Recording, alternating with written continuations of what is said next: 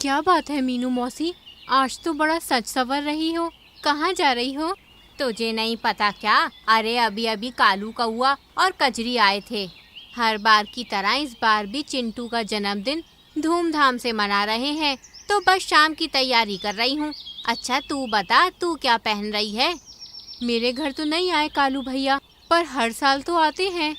इतने में रानू की बेटी मिंटी वहाँ आती है। मम्मा मम्मा, जल्दी से घर चलो, कालू अंकल और कजरी आंटी आई हैं। ये ले, तेरे घर भी पहुँच गया कालू।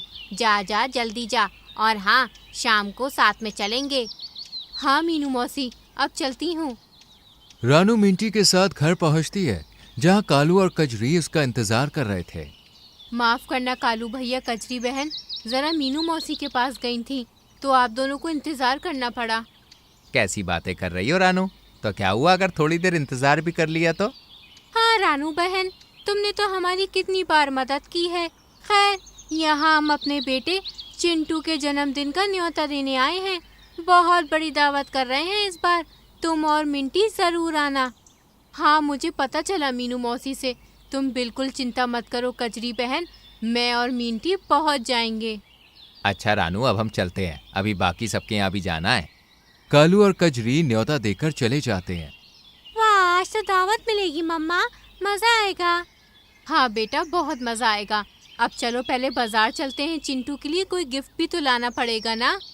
रानू और मिंटी गिफ्ट लेने के लिए निकल पड़ती है। दूसरी तरफ कालू और कजरी मोंटू मोर के घर जाते हैं। अरे कालू, आओ आओ, कजरी भाभी भी आई हैं। आए तो हैं, पर हम इस बार भी नाराज हैं। मोंटू भैया, आप अच्छी सी लड़की देखकर शादी क्यों नहीं कर लेते? देखो तो घर कितना गंदा पड़ा है। अरे भाभी, आप भी ना। सही तो कह रही है कजरी, तुम इतने आलसी हो। कम से कम हमारी भाभी जी तो इस घर को संभाल लेंगी। ठीक है कालू, सोचता हूँ, पर तुम बताओ कैसे आना हुआ? सब ठीक तो है? मुझे मालूम था कि तुम भूल जाओगे। अरे भाई, चिंटू का जन्मदिन है, न्योता देने आया हूँ, शाम को समय से पहुँच जाना। अरे हाँ, मैं तो सच में भूल ही गया। आज का दिन तो भाई बहुत खास है। तुम चिंता मत करो, मैं पहुँच जाऊँगा। और भाभी, इस बार भी पकवान अपने हाथों से ही बनाइएगा। आपके हाथों में जादू है सच में। कालू और कजरी सभी को न्योता देकर अपने घर चले जाते हैं। मम्मा, इधर आओ ना, मैं तो समझ ही नहीं पा रहा हूँ कि आज रात कौन से कपड़े पहनूं। आपने तो मुझे इतने सारे कपड़े दिला दिए हैं, अब मैं बहुत परेशान हूँ कि क्या पहनूं। ये लो, पूरा जंगल इनके लिए यहाँ आ रहा है और हमारे शहजादी कपड़े नहीं पसंद कर पा रहे हैं। अब आप भी मदद कीजिए। जरूर, तुम ये वाला ड्रेस पहनो, बहुत सुंदर दिखोगे। सच में ये तो काफी जच रहा है मुझ पर। इसके बाद कजरी पकवान बनाती है। देखते ही देखते शाम हो जाती है और सभी पशु पक्षी चिंटू के जन्मदिन में पहुंचते हैं। चिंटू, ये देख, मैं तेरे लिए कितना बड़ा गिफ्ट लाई हूँ। हाँ, ये तो सच में बहुत बड़ा है। चिंटू बेटा, ये मेरी तरफ से, खूब खुश रहो। शुक्रिया मीनू मौसी, आप बहुत अच्छी हैं। एक के बाद एक सभी चिंटू को गिफ्ट देते हैं और फिर खाना खाकर जमकर नाचते हैं, गाते हैं और खूब मस्ती करते हैं। चिंटू, मैं तो इस बार डांस करके बोर हो गई। चलना, मौसम बहुत अच्छा हो रहा है, कहीं बाहर चलते हैं। बात तो ठीक है, पर मम्मा नहीं जाने देंगी। अरे पूछ के तो देख, अंकल आंटी मान जाएंगे। अकेले अकेले घूमने का प्लान बना रहे हो? मैं भी चलूंगा। वैसे भी यहाँ सब बड़े लोग हैं, हम बच्चों का क्या काम। तो चलो चलते हैं। तुम लोग इतना कह रहे हो तो ठीक है, मैं मम्मी पापा से पूछ कर आता हूँ। चिंटू कजरी और कालू के पास जाता है और पूरी बात बताता है। नहीं बेटा, अभी रात का माहौल है और बाहर मौसम भी खराब है। तुम अभी छोटे हो, इसलिए अभी हम तुम्हें बाहर नहीं भेज सकते। पापा बिल्कुल ठीक कह रहे हैं चिंटू, तुम ऐसा करना, कल दिन में चले जाना। अरे पर मेरा मन है, और मैं इतना भी छोटा नहीं हूँ, बड़ा हो गया हूँ। वाकई बहुत बड़े हो गए हो, पर इतने नहीं कि रात में घर से बाहर जा सको। पर आप हर बार मना करते हैं, क्यों? मैं जा रहा हूँ। जिद नहीं करते चिंटू, चलो अब तुम जाके अपने दोस्तों के साथ खेलो। मेहमान आए हैं, हमें उनका भी ध्यान रखना है। मेहमान? पर मेरी बात तो सुनिए। नहीं सुनी, कोई बात नहीं, मैं तो जाऊंगा बाहर, और जरूर जाऊंगा। कालू और कजरी के मना करने के बाद भी चिंटू, मिंटी और पीकू बाहर चले जाते हैं। वाह, कितना मजा आ रहा है। हाँ, कितनी अच्छी हवा चल रही है, पर चिंटू तेरा मूड क्यों खराब है? छोड़ ना, हम थोड़ी देर में घर लौट जाएंगे, फिर अंकल आंटी भी कुछ नहीं कहेंगे। वो बात नहीं है, मम्मी पापा मुझे अकेले कहीं नहीं जाने देते। अरे अब मैं बड़ा हो गया हूँ, फिर भी। इतने में तेज बिजली की गड़गड़ाहट के साथ जोरदार बारिश शुरू हो जाती है। अरे नहीं, बारिश, अब क्या करें? किसी पेड़ के नीचे बैठते हैं। तीनों एक पेड़ की तरफ मुड़ते हैं पर पेड़ गिर जाता है। अरे नहीं, ये पेड़ तो गिर गया। ऐसा ना हो कि हम जिस पेड़ पर बैठे हैं वो भी गिर जाए। हमें कुछ और सोचना होगा। दिख गया दोस्तों, वो देखो, वहाँ से थोड़ी रोशनी आ रही है। लगता है किसी का घर है। चलो चलकर मदद मांगते हैं। तीनों दोस्त उस घर की तरफ जाते हैं। मुझे तो डर लग रहा है कि कहीं ये भूत का घर तो नहीं। तू बिना कुछ भी मत कह, मुझे और डर लग जाएगा। अरे तुम दोनों क्यों डरते हो? मैं हूँ ना, मम्मी कहती है मैं बहुत बहादुर हूँ। तुम यहीं रुको, मैं अंदर देखता हूँ, कोई हो तो। चिंटू अंदर जाता है। घर में एक दिया जल रहा था। 3 घोंसले थे, लेकिन घर पूरी तरह से खाली था। दोस्तों जल्दी अंदर आओ, यहाँ तो कोई नहीं है, घर पूरा खाली है। ऐसे कैसे? जरूर यहाँ जो रहता हो वो कहीं बाहर गया होगा। मुझे भी लगता है हमें यहाँ पे नहीं ठहरना चाहिए। तो कहाँ जाएंगे? बारिश देखी है, ऐसा करते हैं बारिश थमने तक यहीं रहते हैं।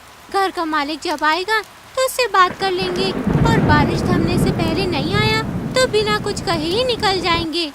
मुझे चिंटू का आइडिया ठीक लग रहा है, और कोई रास्ता भी तो नहीं है ना हमारे पास। ठीक है, तो फिर ये बड़ा वाला घोंसला मेरा।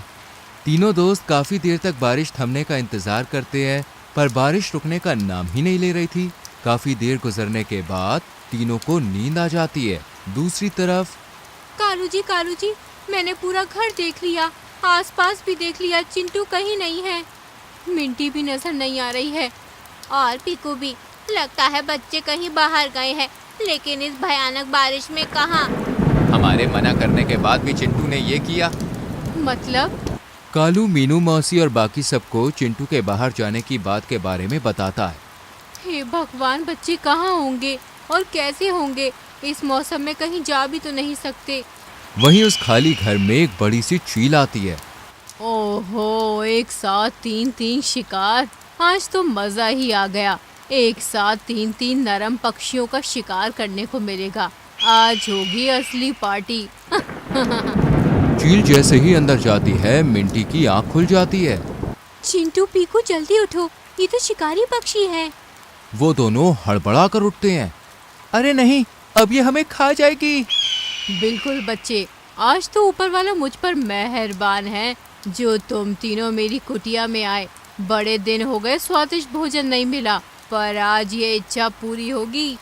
इतने में मिंटी की नजर एक छोटे से होल पर पड़ती है। दोस्तों वो देखो, वहाँ से हम भाग सकते हैं, जल्दी करो। मिंटी और पीकू तो बचकर भाग जाते हैं, पर चिंटू वहीं रह जाता है। अरे नहीं, चिंटू तो अंदर ही है। इससे पहले कि वो शिकारी पक्षी उसके साथ कुछ करे, हमें सबको बताना होगा। दोनों भारी बारिश में कालू कौवा के घर पहुंचते हैं और उसे पूरी बात बताते हैं। तुम दोनों मेरे बच्चों को वहाँ छोड़कर क्यों आए? ना जाने वो शिकारी चील मेरे बच्चे का क्या हाल करेगी। कालू जी जल्दी चलो, आज मेरे बच्चे का जन्मदिन है। मैं नहीं चाहती ये उसका आखिरी दिन बने। जल्दी चलो। हम सब चलते हैं कजरी बहन, धीरज रखो, कुछ नहीं होगा चिंटू को। अगर उस चील ने चिंटू को कुछ किया तो आज उसे जिंदा नहीं छोड़ेंगे। सही कह रही है रानू, चलो अब देर मत करो। इस तरह सभी पक्षी मिंटी और पीकू के साथ चील के घर में पहुंचते हैं, जहां चिंटू घर में बने एक छोटे से होल में बैठ गया और शिकारी चील उसे बाहर निकालने की कोशिश कर रही थी। हे बच्चे, जल्दी बाहर आ, वरना अच्छा नहीं होगा। कह देती हूँ, आज तुझे खाकर ही दम लूंगी। चल जल्दी बाहर आ, वरना मैं इस छेद में आग लगा दूंगी। तू आग लगाएगी? रुक। भाइयों बहनों, टूट पड़ो। मीनू और कजरी के हुंकार पर सभी पक्षी चील पर टूट पड़ते हैं और पीट पीट के उसे अधमरा कर देते हैं। अब बोल, आज के बाद हमारे बच्चों की तरफ आंख उठाकर भी देखेगी? अरे कैसे देखेगी, आंखें ना नोच लूंगी मैं इसकी। हाय, माफ कर दो, आज के बाद ये गलती कभी नहीं करूंगी, माफ कर दो। अब आया ना ऊंट पहाड़ के नीचे। चिंटू बेटा, देख लिया अपनी जिद का नतीजा। हमने तुम्हें मना किया था कि इस वक्त बाहर मत निकलो। मैं तुमसे बहुत नाराज हूँ। अगर तुम्हें कुछ हो जाता तो जाओ, मैं तुमसे बात नहीं करूँगी। सॉरी मम्मी, सॉरी पापा, मुझसे गलती हो गई। आज के बाद मैं आपकी कभी बात नहीं टालूंगा, हमेशा वही करूँगा जो आप कहेंगे।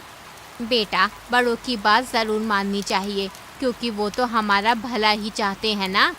मैं समझ गया मीनू मौसी, अब से मैं हमेशा मम्मी पापा की बात मानूंगा। कजरी, अब माफ भी कर दो, बच्चा है। चिंटू की भोली शक्ल देखकर कजरी और कालू उसे माफ कर देते हैं। और मिंटी, पीकू, तुम भी सॉरी बोलो, गलती तुमने भी की है ना। सॉरी मम्मा। सॉरी, आगे से कभी ऐसा नहीं होगा। इस तरह चिंटू का जन्मदिन खुशी खुशी बीत जाता है और चील को सबक सिखाकर सभी अपने अपने घरों को लौट जाते हैं।